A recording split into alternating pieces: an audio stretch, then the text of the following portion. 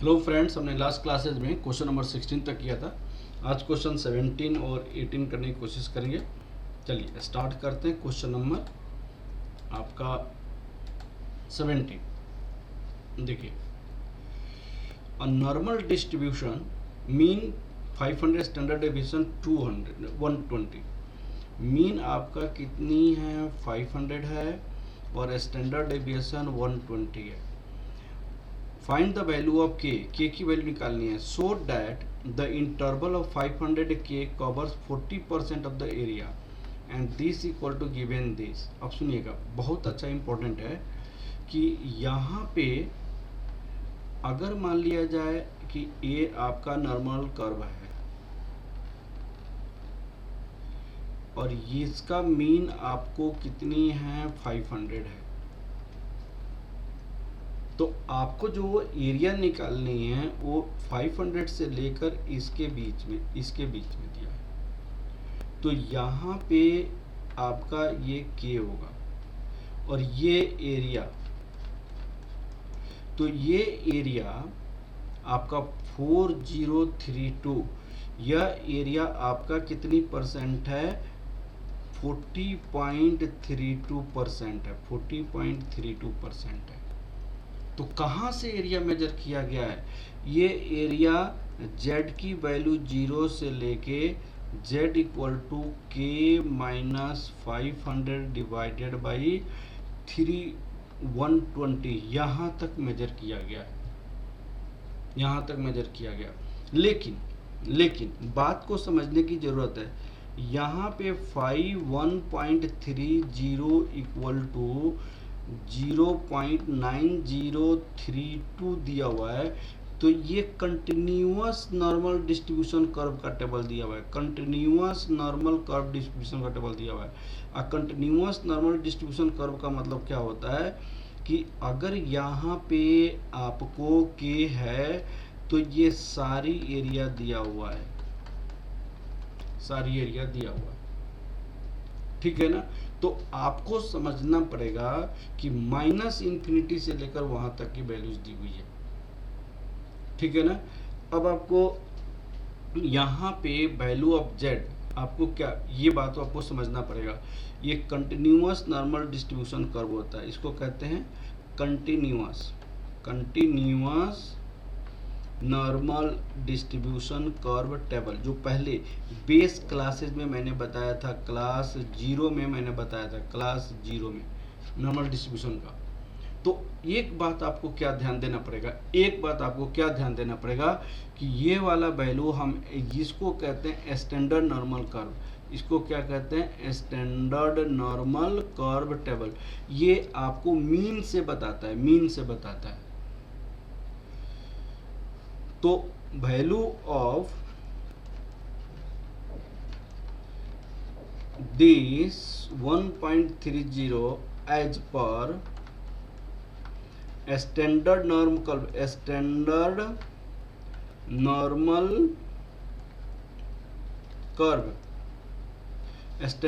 Curve आपको कितना हो जाएगा? आपको 0.5 यहाँ पे 9032 से 0.5 माइनस कर देता है, 0.5 माइनस कर दिया जाता है तो कितना हो जाएगा? 0.4032 हो जाएगा, जो इसके बराबर हो जाएगा, स्टैंडर्ड नंबर कर्व का। अब हम क्या करेंगे, यहाँ पे प्रोबेबिलिटी ये 500 लेस देन आपको x लेस देन के लेस और इक्वल टू के की वैल्यूज आपकी 40.32% है। दैट इक्वल टू प्रोबेबिलिटी यहाँ पे 0 लेस और इक्वल टू z लेस और इक्वल टू के, दैट इक्वल टू आपको 0.4032 है। दैट इक्वल टू यहाँ पे क्या हो जाएगा?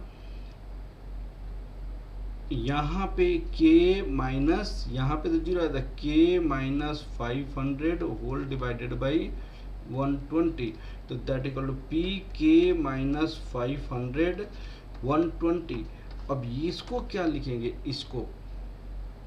इसको लिखेंगे दिस 1.32 तो ये आपकी वैल्यू हो जाएगी यहाँ पे 1.32। ये किस केस में? ये स्टैंडर्ड नॉर्मल कर्व में, स्टैंडर्ड नॉर्मल कर्व में ये आपको यहाँ पे था phi equal to 1.32 equal to this. तो ये था कंटिन्यूअस नॉर्मल कर्व में, मैंने कंटिन्यूअस का मतलब माइनस इन्फिनिटी टू के तक, लेकिन हमने जो यहाँ पे लिया ये 0 टू दिस पॉइंट तक लिया। यहाँ पे क्या था? माइनस इन्फिनिटी तो के minus 500 divided by standard deviation जो था वो उसके लिए लिया था, ठीक है। तो यहाँ पे k minus 500 divided by 120 divide by 1 this. अब उसको करके हम k का वैल्यू निकाल लेंगे जो यहाँ पे निकाली गई है। हमने यहाँ पे लिया तो ये आपको x की वैल्यू है, ये आपकी x की वैल्यू है, z की वैल्यू यहाँ पे 0 हो जाएगा। यहाँ पे z की वैल्यू क्या हो जाएगा? k minus 500 divided by 120। तो मैंने यहाँ पे क्या किया? 1.32 की वैल्यू यहाँ पे निकाला जो ये आ गया कंटिन्यूअस नॉर्मल कर्व के लिए, ठीक है। जो ये दिया हुआ था हमें, कितना दिया हुआ था? 40% दिया, 40.32% दिया था, दैट इक्वल टू 40.32, ये इतना लिखा जा सकता है 40.32% 0.4332 प्रोबेबिलिटी दिया हुआ था। ये 0.4 से ये क्या चीज़ का प्रोबेबिलिटी है? ये स्टैंडर्ड नॉर्मल कर्व का है, स्टैंडर्ड नॉर्मल कर्व का है, ठीक है। तो अब इसकी वैल्यू जो सॉल्व करेंगे 10,656 हो जाएगा। समझ आ गया ना? तो हमने डाटा को चेंज किया, गिवन इंफॉर्मेशन को चेंज किया। किस में चेंज किया? कंटिन्यूअस नॉर्मल कर्व टेबल से, कंटिन्यूअस नॉर्मल कर्व टेबल से हमने स्टैंडर्ड नॉर्मल कर्व में चेंज किया और फिर मैंने बनाया, ठीक है ना। स्टैंडर्ड नॉर्मल कर्व में बनाया। अब कंटिन्यूअस नॉर्मल कर्व में देखिएगा, आपको जो इन्फॉर्मेशन यहाँ पे मैं बता रहा हूँ, टेबल बता रहा हूँ, ये हमेशा 0.5 से एक्सेस है, हमेशा 0.5 से एक्सेस है। कंटिन्यूअस नॉर्मल कर्व में, कंटिन्यूअस नॉर्मल कर्व टेबल में हमेशा जो एरिया होता है 0.5 से ज़्यादा होता है, क्योंकि ये जब आपको डाटा मीन से एक्सेस हो तो, क्योंकि ये माइनस इन्फिनिटी से टू द पॉइंट लिया जाता है, माइनस इन्फिनिटी से टू द पॉइंट लिया जाता है, ठीक है ना। और यहाँ पे अगर सपोज कीजिए स्टैंडर्ड नॉर्मल कर्व में हम हमेशा मीन से लिया जाता है, 0 से लिया जाता है, तो यहाँ पे 0.5 से कम होता है डाटा। तो हम स्टैंडर्ड नॉर्मल कर्व बनाने के लिए कंटिन्यूअस में कोई डाटा दिया हुआ है और 0.5 से एक्सेस है, 0.5 से एक्सेस है, तो स्टैंडर्ड बनाने के लिए उसको 0.5 से आपको माइनस करना पड़ेगा। ये बात दिमाग में रखना पड़ेगा, ठीक है ना। अब आपको यहाँ पे क्वेश्चंस हम स्टार्ट करते हैं इसको। हाँ जी, तो ये आपका 656 आ गया, जो सी पार्ट आपका आंसर होगा 656 वैल्यू के, ठीक है ना। समझ आया बेटा? आपको ये जो डाटा दिया हुआ था, ये आपका डाटा आपको कहाँ से कहाँ तक की वैल्यू दी थी? ये यहाँ से यहाँ तक की वैल्यू दी थी। मैंने इस डाटा को कन्वर्ट किया इसमें, ठीक है। चलिए, अब उसको कन्वर्ट करने का तरीका क्या होता है? 0.9032 से 0.5 माइनस कर दीजिएगा, क्योंकि यहाँ से लेकर यहाँ तक की प्रोबेबिलिटी 0.5 होता है, ठीक है। चलिए आगे की ओर बढ़ते हैं, ठीक। क्वेश्चन 18 देखिए, the average weekly food expenditure of a group of family है नॉर्मल डिस्ट्रीब्यूशन, मीन 1800 है और स्टैंडर्ड डेविएशन आपको 300 है। What is the probability that out of 5 families belonging to group n equal to 500 है, belonging the group, at least one family has weekly food expenditure, at least one family has weekly food expenditure access to this 1800। तो आप बताइए, जब आपको z equal to आपका mu equal to 1800 दिया हुआ है और स्टैंडर्ड डेविएशन 300 दिया हुआ है, तो z की वैल्यू क्या होता है? x minus mu upon standard deviation, that equal to 1800 minus 1800, that equal to 300, that equal to 0। तो उन्होंने कहा कि belong to group at least family has weekly food expenditure excess of rupees 1800। तो एक्सेस ऑफ रुपीज 1800 जीरो, तो उसकी value, तो given that यहाँ पे z की वैल्यू 1 का वैल्यू दिया हुआ है, यहाँ पे z इक्वल टू 1 की वैल्यू दिया हुआ है, 1 का वैल्यू दिया हुआ है यहाँ पे। तो 1 तभी हो सकता है जबकि ये जो 1800 मैंने माना, 1800 जो दिया है ये 1800 नहीं होनी चाहिए, ये कितना होना चाहिए, ये 1 कब आएगा, z1 कब आएगा, जबकि यहाँ पे 2100 होगा तभी तो होगा। तो आपको ये क्या होगा, 2100 माइनस 1800 डिवाइडेड बाई 300 करोगे तो 300 divided by 300 that equal to 1, ये आपको 2100 होना चाहिए। क्वेश्चन में मिसप्रिंट हो सकता है, 2100 होना चाहिए क्योंकि यहाँ पे जो वैल्यूज दी हुई है वो आपको z इक्वल टू 1 का वैल्यू दिया हुआ है। तो यहाँ सबसे पहले हमें प्रोबेबिलिटी निकालना पड़ेगा। देखिए ये आपको 1800 दिया हुआ है, ये आपको 2100 दिया हुआ है, यहाँ पे z की वैल्यू 0 होता है, यहाँ पे z की वैल्यू 1 होगा क्योंकि z इक्वल टू अगर मैं करूँगा x minus mu upon standard deviation that equal to, यदि मैं 2100 लूँगा और यहाँ पे मीन 1800 लूँगा और यहाँ पे 300 तो z इक्वल टू 1 होगा। अब मैंने कैसे समझा यहाँ पे 18100 होगा, क्योंकि ये वाला इंफॉर्मेशन आपको दिया हुआ है। अब सुनिएगा मेरी बात को, उन्होंने क्या कहा मेरी बात को पहले समझिए। 1800 what is the probability out of 5 families belonging to this group at least one family has weekly food expense excess of 1800, excess of 2100, excess of 2100 का मतलब ये हो जाएगा, ये सारे हो जाएगा excess of 2100।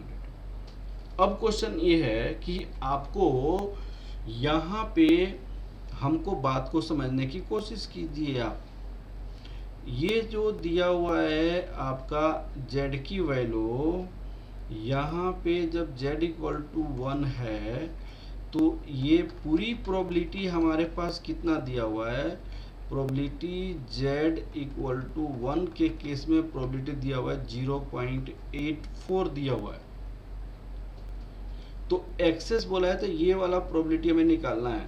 तो इसको स्टैंडर्ड नॉर्मल कर्व निकालने के लिए स्टैंडर्ड टेबल के अनुसार इसकी वैल्यू क्या, that is mean to 1, mean to 1, ये निकालने के लिए हमें क्या करना पड़ेगा, 0.84 में 0.5 माइनस कर देंगे 0.34, तो ये एरिया आपको कितना हो जाएगा, ये एरिया आपको 0.5 माइनस कर देंगे तो ये सिर्फ एरिया कितना बच जाएगा 0.34, ये सिर्फ एरिया कितना बच जाएगा 0.34।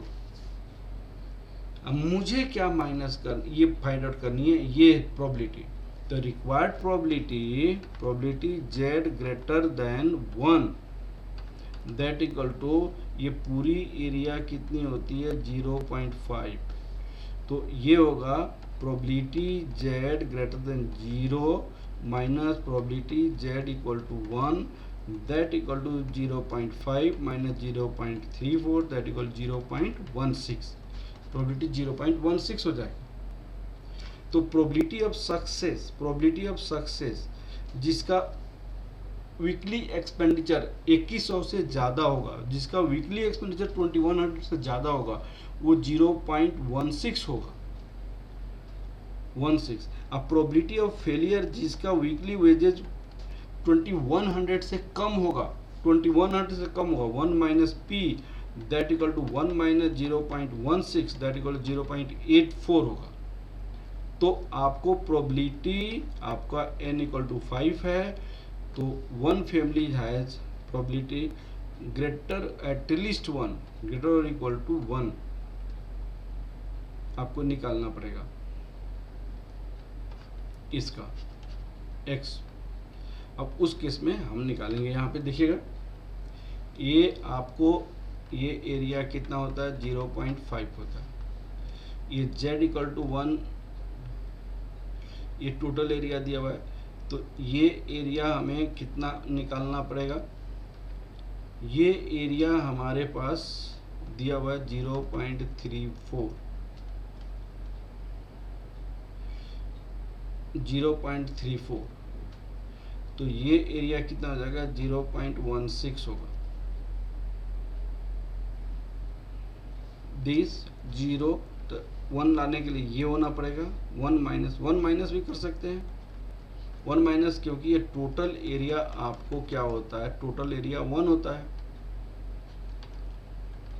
टोटल प्रोबेबिलिटी 1 होता है, ऐसे भी कर सकते हैं। अब उसमें हमको ये निकालनी है, तो क्या करोगे, टोटल में से यहाँ तक एरिया घटा दो और यहाँ तक की एरिया आपकी बुक में दिया हुआ है 0.84, तो ये हो जाएगा। अब आपको यहाँ पे इस तरह भी कर सकते हैं N5, this is the probability greater equal to at least 1, probability of at least 1 success का यही फॉर्मूला होगा ये, तो ये माइनस हो जाएगा, ये हो जाएगा, तो ये कौन सा 0.582, 0.58 बी आंसर होगा आपका, बी आंसर हो जाएगा। ठीक है ना बेटा, बी आंसर हो जाएगा। चलिए okay, thank you class. Next classes में हम 2 क्वेश्चन और बच गया, नेक्स्ट क्लास में कंप्लीट करेंगे।